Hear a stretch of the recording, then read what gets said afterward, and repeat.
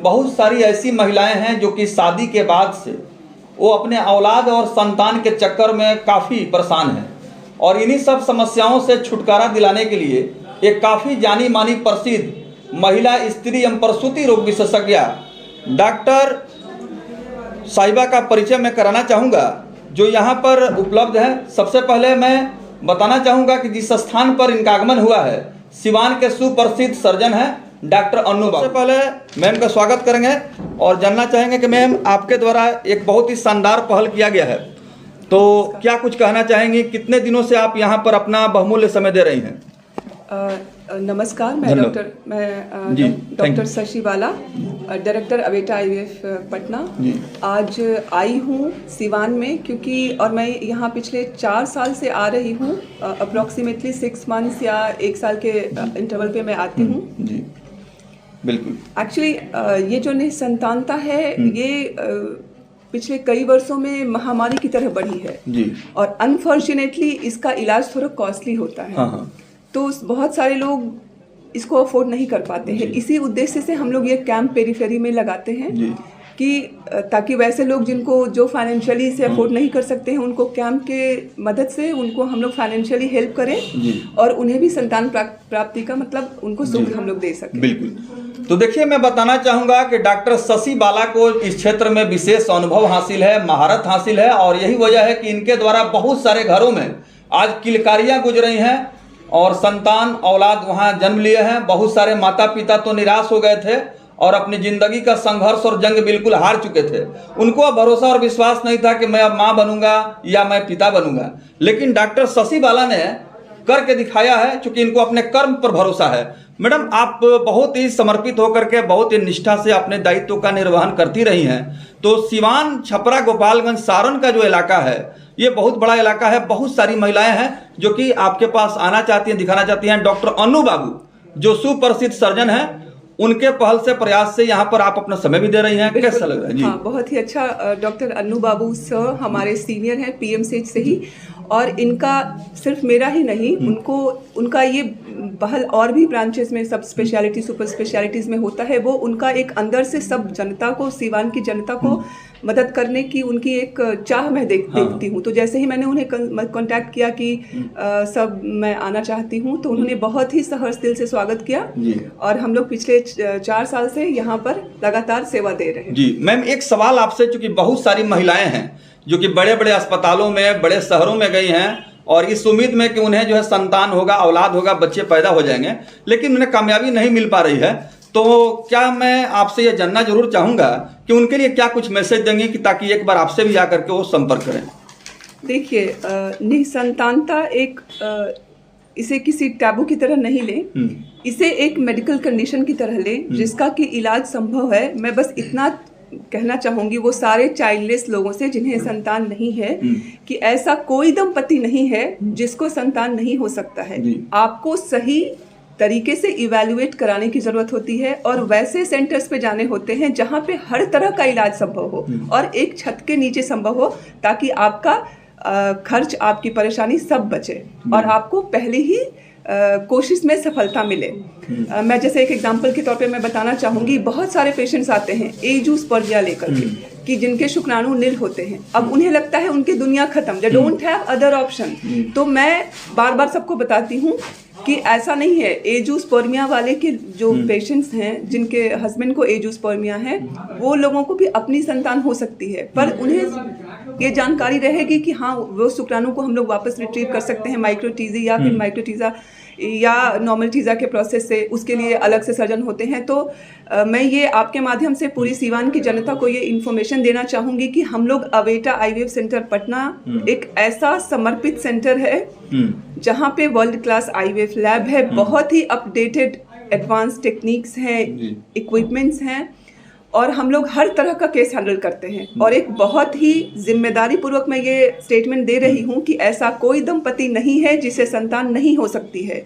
उन्हें समय पर सही जगह सही डॉक्टर से कंसल्ट करने की आवश्यकता होती है। मैम, निसंतान जो लोग हैं या जो मतलब बांझ महिलाएं हैं जिन्हें समाज में जो है उनको बहुत ही गलत दृष्टि से देखा जाता है और घर में तरह तरह का जो है डोमेस्टिक वायलेंस भी होते रहते हैं।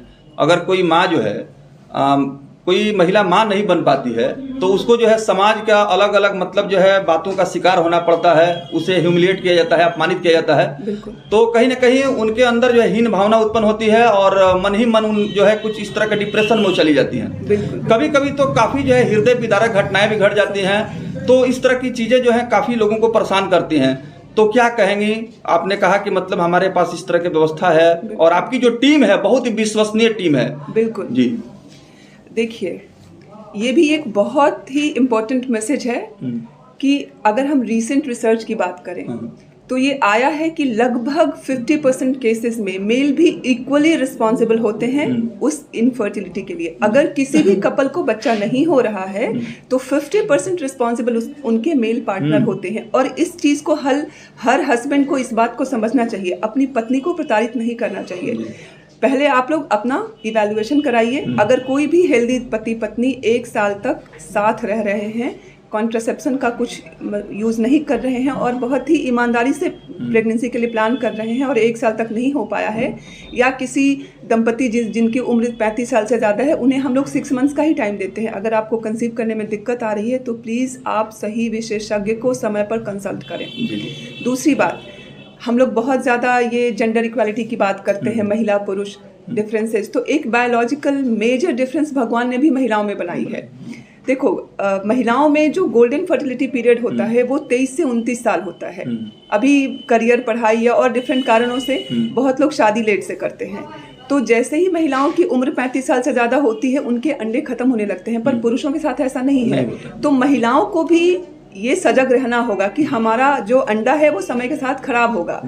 तो एक दूसरे को मतलब बहुत ही सपोर्टिव तरीके से पेश आना चाहिए। अगर इस तरह की इनफर्टिलिटी की प्रॉब्लम आ रही है, दोषारोपण बंद करना चाहिए किसी को भी, चाहे हस्बैंड में भी प्रॉब्लम हो या अगर वाइफ में परेशानी है तो उसको एज ए कपल हैंडल करना चाहिए। पहले मैंने आपसे पूछा था कि सिवान के सुप्रसिद्ध जो शल्य चिकित्सक हैं, जनरल सर्जन हैं, डॉक्टर अनु बाबू जी जी जी, उनके द्वारा एक बहुत ही सार्थक और सकारात्मक प्रयास हुआ और उस घर तक बच्चों को किलकारी बुझवाने के लिए उन्होंने एक बहुत ही सराहनीय प्रयास किया है।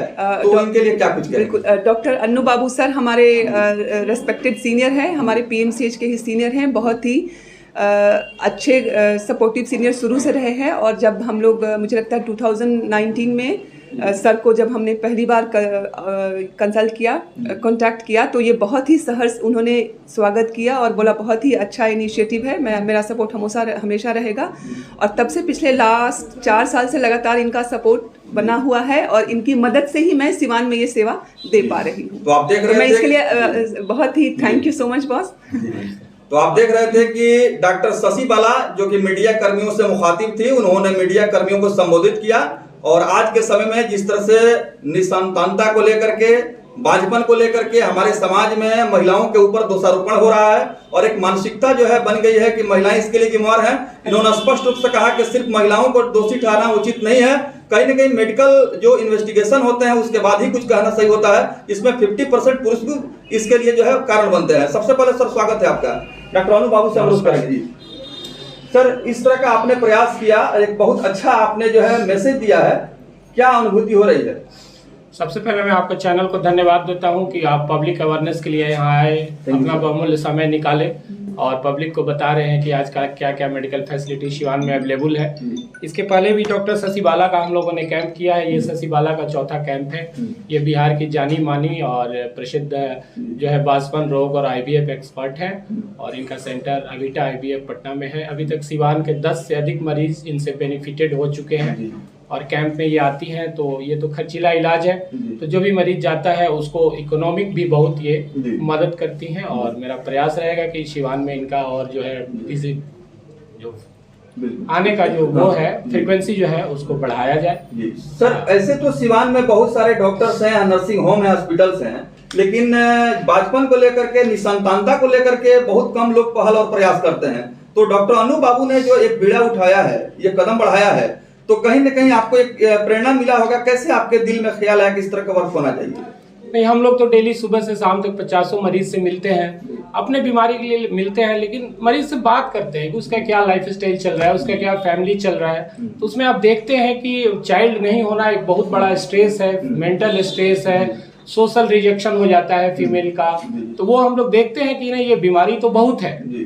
तो इसलिए दिमाग में तो ऑलवेज रहता है कि जो भी सिवान के मरीज हैं उनको एक अच्छा कंसल्टेशन मिले, उनको एक अच्छा फैसिलिटी मिले। अभी तो मेरा सेंटर थोड़ा छोटा है, वेरी सून हम लोग एक्सपेंड कर रहे हैं और